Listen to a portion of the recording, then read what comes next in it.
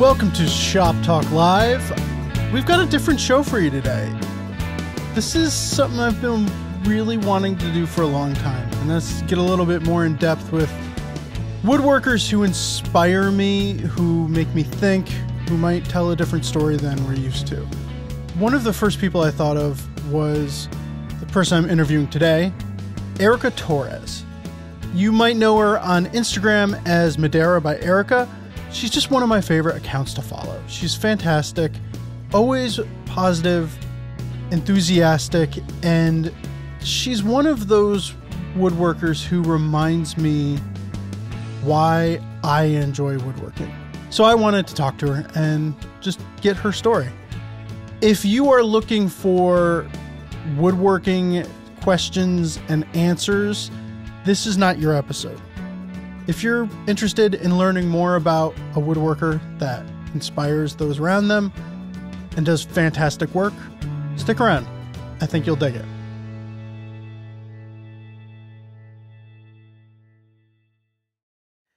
What's your favorite thing about being in the shop, about woodworking?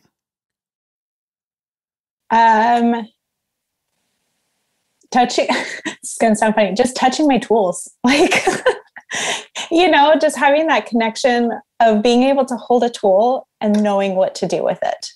A specialty to be able to be like, I know how to do this, Also, I like the solace that it brings me, the chaos that comes from having 4 kids. It's also just my escape. It helps me to clear out. So a lot of things make it my favorite place.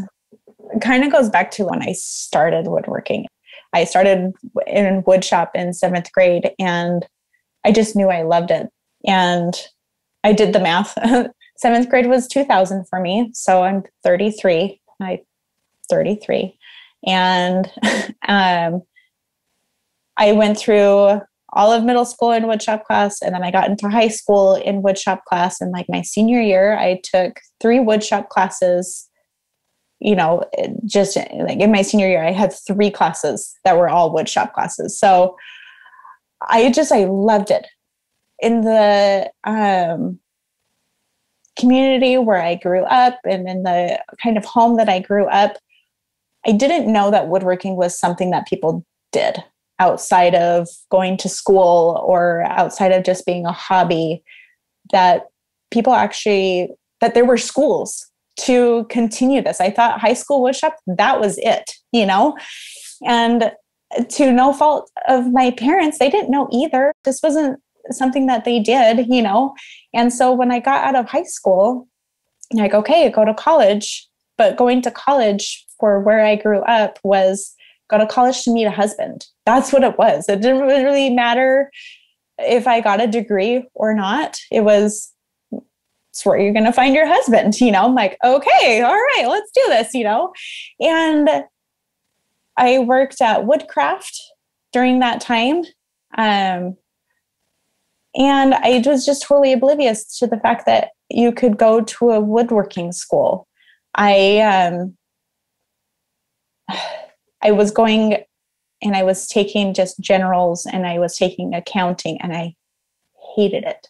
I hated going to school because it was not what I wanted to do. I wanted to do woodworking. That's what I wanted, but I didn't know how to do it. And I didn't know the resources. And when I looked up woodworking schools, it looked like it was just the high school courses again. I'm like, well, I've already done that. Like, I want to do more, but I just didn't know how to do it. I didn't know what to look for. So I did meet my husband in college, and he's Mexican. He grew up in Mexico. He had just come to the States to go to school, and they grow up with a different mindset than we do of how things are. He comes from a very educated family.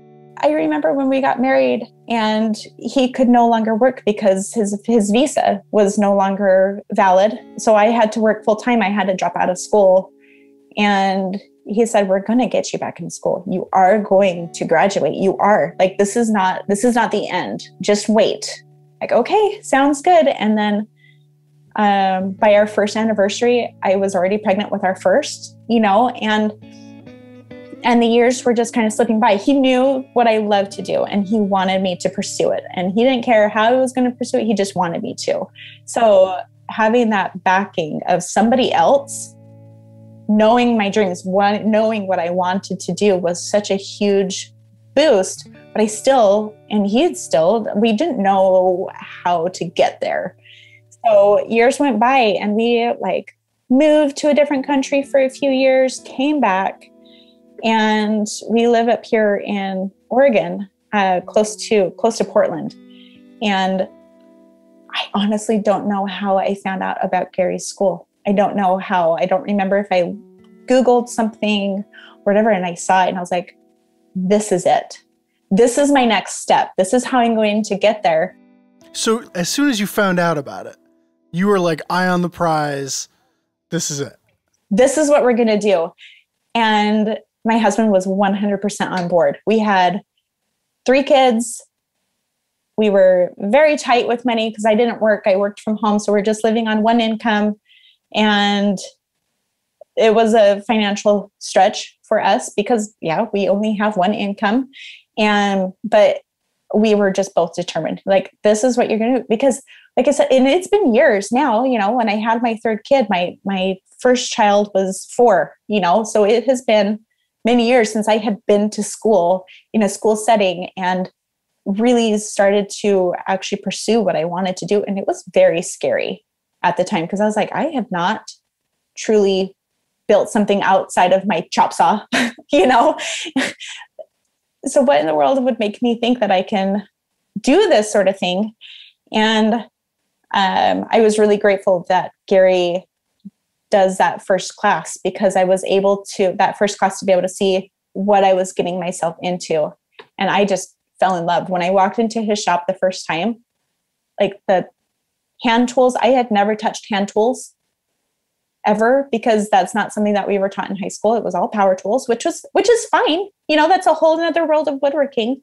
But I knew that, I wanted there to be more to it. It's I wanted more than just power tools doing it for me. I wanted, the relationship I feel like I have with my tools.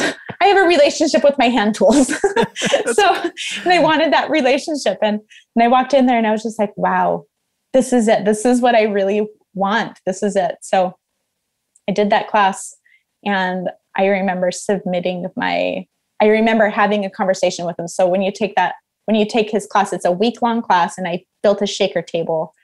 And I remember he took us out to lunch first or second day. And I remember talking to him about wanting to join his mastery program. And he was really intimidating, because I had just barely met him. And I was like, Gary's a presence. Gary is a takes presence. up the room. He does. He takes up the room. And there isn't anything wrong with that. But when you come from just being a mom mm-hmm. or not having a strong presence either, it can be pretty daunting to be like, so I kind of would love to get into your mastery program. So what do you think? It was pretty scary. And I remember him saying, I don't remember word for word, but it was like, okay, well, it's hard work. You have to be dedicated to it. And you got to show me that you deserve to be in there. I was like, mm-hmm. Okay, I think I can do that maybe.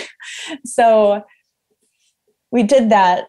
And then I submitted my form to get into his program. And I was just so nervous. I was so nervous because I hadn't built any real projects since high school. But then he reached out and he said, welcome to the mastery program. And it was just this wave of relief and then of panic because here we are, cash tight. And now I had to invest in a lot of tools. That was a little bit scary. Okay, this is also a financial thing because we all know woodworking is not cheap. Were you the only woman in the program at the time? Yeah. What was that? What was that like? I can't say that any of them, made me feel any differently, but I think that mentality of being in a class of, let's see, there were 1, 2, 3, 4. I think there were 4 other guys. I think there was 5 of us total. And they were all guys. And that was really intimidating for me. And I felt, gosh, I've got to prove that I'm like, can be part of this, because it isn't common. It is more common now, even in those few years that have gone by, to see more women out there and doing these things and being more vocal about it. And, but it was really intimidating. And Gary never treated me differently. He was like, all right, you're in the class, like, just do the work, and I did. And, but still it still felt like I had this underlying, I've got to do this. Like, this is not something that I can just kind of do, because we had 3 kids. We decided we were done. So this was the good time to start. And then I got pregnant like a month into it. And so even more so now, like, I'm pregnant. I'm the only woman in the class and I don't want to stop, but oh my gosh. And I remember telling Gary about it, and he said, well, you let me know what you want to do. And I just showed up the next week in class and I was like, I'm going to do it anyways. Like, at some point I'm probably going to not be able to do maybe the last project. I'm going to certainly try as hard as I can in this first year, but there may come a point where just physically I can't do it anymore. Yeah. And then I had my baby that summer, and in order to get back into the program, you have to also do the summer, his summer requirement, which is like build something out of 1 piece of wood. And it's 2 by 4 by 10 or something like that. Okay. Anyways, I built that mirror right there. Yeah. So we built a mirror in the first year, and that's this one right here. And I had always meant for it to have a partner. And so I thought, okay, well, I built it before.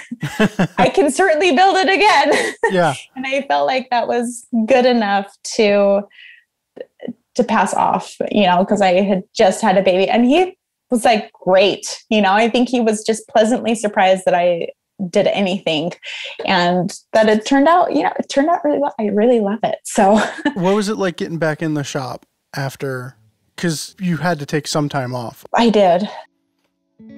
Were you nervous to get back out? Yes. Yes and no. I really needed it for sanity purposes, and at the same time, my husband was just right there on board. When he came home from work, he's like, go out to the shop. I've got the baby. I will let you know when she's hungry. And, because I nursed all of my kids. And so that was time also away that I would have to feed.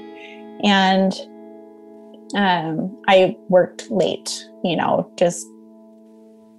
I pulled nights that I just don't even pull anymore. I'm too tired now to work that late. I don't know how I did it with a newborn. I have no idea. When you have a newborn, there's things that you're capable of that are superhuman. Yeah. Yep. Totally. Yeah. I remember talking to my sister about it before I had decided to try for the second year of Gary's program, thinking, I have a newborn. How am I going to do this? And she said, Erika, the time is going to pass no matter what you do. Whatever you choose to do, the time is still going to pass. So either you choose to do it or you choose not to, but the time is still going to go by. It hit me in a profound way at the time of like, the time is going to pass and this is my opportunity. Like, I want this so much. And obviously this swerve came out of nowhere, but this is still what I want to do. And I proved it to myself that, I can do some pretty hard things. So Gary's program was 1 day a week? Yes. When you were taking it? Yeah. Every Friday, 4:00. So I would go there. We would exchange cars. he would take the kids home.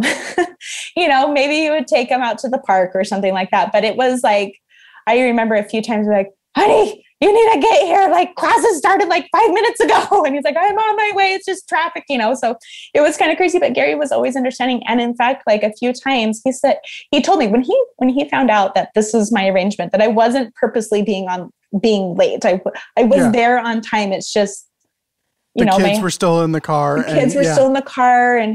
But he's like, you know what? Just bring them in. Like if your husband isn't here yet, just bring him in. Like, really?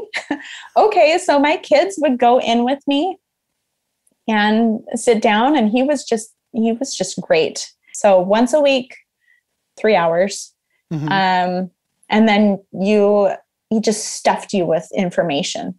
Just, you have your notebook, you're taking notes and all this stuff. And it was really nice. I liked how he did it because I had the whole week to digest and to use what I had just learned on the projects that we were doing. He would give us a project. We had 3 months pretty much just to do it from the beginning to the end.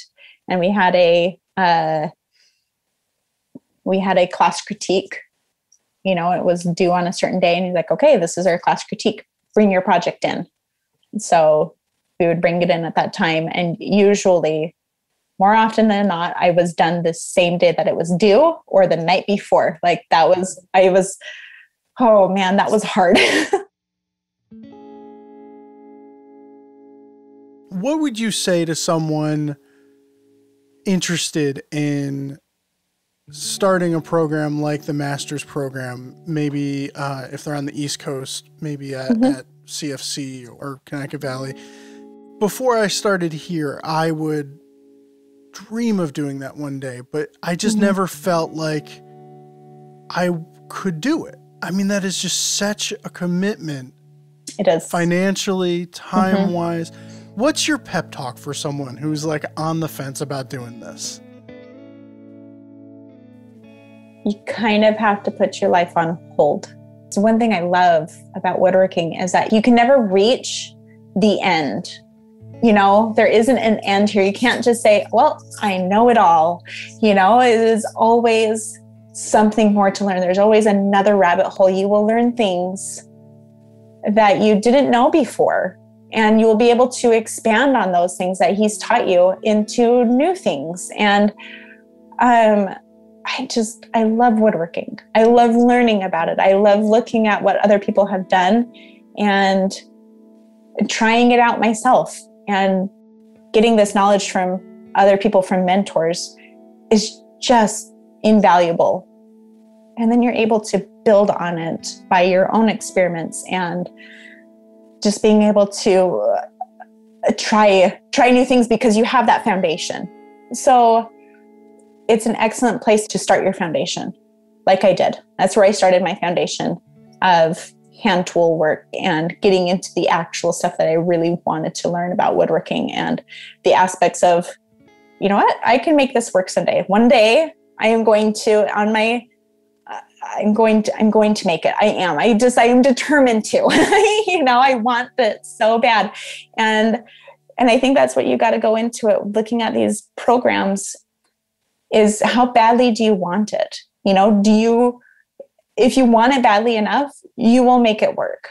Like, we were struggling financially. I was pregnant and I had a newborn, and I freaking did it, because I wanted it so bad. So if it's something that you want, do it. This can't be something that you're only half-heartedly committed to. You can't be like, I think maybe I'll go into woodworking. Maybe, I don't know, like, cool. But you have to understand what you're getting yourself into and be committed. It's going to be so much fun, and you're going to get so much happiness out of it. As long as that's what you want to do, Yeah.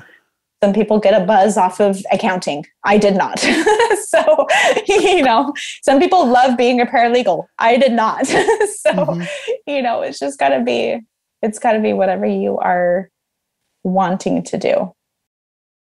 If I had heard your story at that point, I might have taken the leap, just having the guts to throw it out there and to just do it. Yeah, it takes a lot of bravery. It really does, though. And it does. And it's scary. It's so scary because, you're so vulnerable in this, and you're like, this is what you love to do, but what if I suck at it? You know, at the same time, you're like, oh my gosh, what if I'm not very good? But at the same time, you have to think, am I doing this for the right reasons? You know, I just hear so many stories.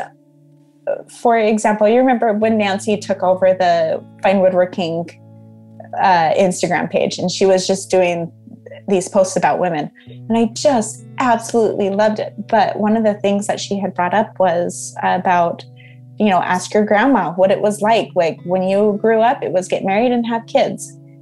That was my experience. That was what it was expected of me. Grow up, get married, have kids. That was it. And I just went along with it. I'm like, okay, this is okay, you know, like, and I will be happy here. I just know it. I will just be happy. And I wasn't. I was terribly depressed. And when this pandemic hit, and my kids were at home, I didn't go out into the shop for like 3 months, and I was losing it. I was crying all the time. And my husband was like, we are going to make this work. You have to get out there in the shop. So that really helped. That's awesome. To have a partner that you like. Yes. You just fight the world with. Yes, exactly. Like, he is my partner in everything. We make all those decisions together, and we're going to make it work. It's going to work. Like, it's really nice. Yeah. Yeah. He's like, maybe I can retire. maybe you'll become a famous woodworker, and then I can just stop working. I feel like I'm not alone. I feel like there's probably more stories like mine, or people that are currently going through what I was going through. And they'll be like, oh, like you were saying earlier, you know, had you heard this, you know, maybe you would have taken that plunge. And that's what would be really nice. I hope people take that plunge.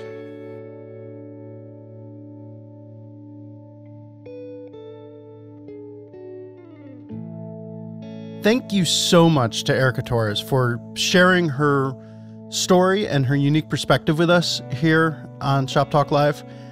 Everyone should go to her Instagram page and give her a follow. It's a great account. Madera by Erika. I'll post a link. Erika was an open book, as you can tell, and she really put herself out there, and we appreciate that. And it's important to share those stories. If you know someone with a unique story that you think we should feature here on Shop Talk Live, we really, really want to hear about it. Especially women and people of color and underrepresented voices in the woodworking community. So please let us know. Send us in your suggestions at shoptalk@taunton.com, and hopefully we can all be a part of making woodworking a more diverse community. Special thanks to my old buddy Scott Velasco for consulting with me on the mix and music for this episode. I'm Ben Strano. Thanks for listening.